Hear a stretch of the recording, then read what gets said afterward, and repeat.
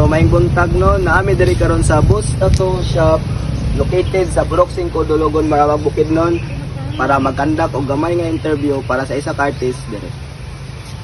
Tara. Tara.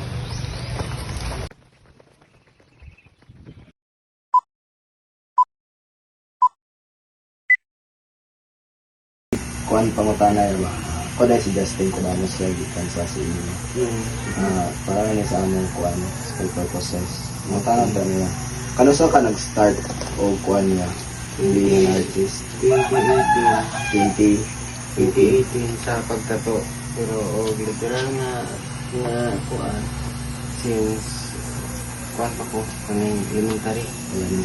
Oh, Unsa imong mga artwork nga mo di pinaka kuan sa imong greatest artwork niya?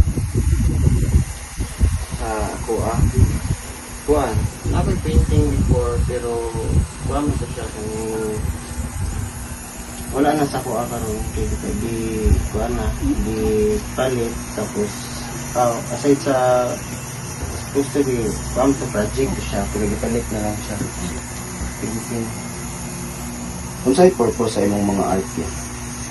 Sa akong mga art kuan kaning tagahan, Like stress reliever.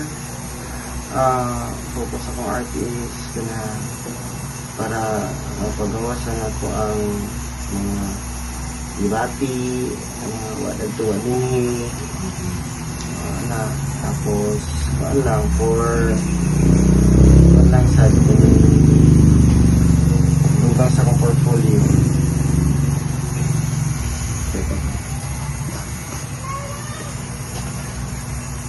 So, good morning. Ako di si Patrick Andro. Kauban niya sa itong bago lang concept ng tanong. Hindi kanya mo sa sino may for the purpose ko. So, next question guys.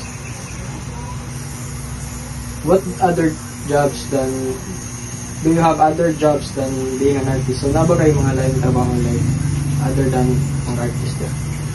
Before ko na yung artist kuan teacher ko, pero wala na akong kurso. So, private kang teacher lang na. Unsa itong ako niya? Unsa nga Year? major na Major Science and Health. Science and Health. So, next question is, what advice would you give to aspiring artisans? So, unsa yung matag ng mga advice sa mga padulungay pang artisan like para sa mga karon gatato or mga lain pang artisan or artista? Kuan kaning lang gid mag-rush. Kana itong di mag-rush, tapos di magdali sa imong gusto buhaton, take time, tapos love your work. Anali. Okay. Tapos pursue. Kay once nga ma-engage ka o negosyo, or let's say imong negosyo, imong artwork, dapat i-pursue nimo siya. Kay once nga imo na siya i-let go, na tendency nga mawala ang imong interest. Yan siya.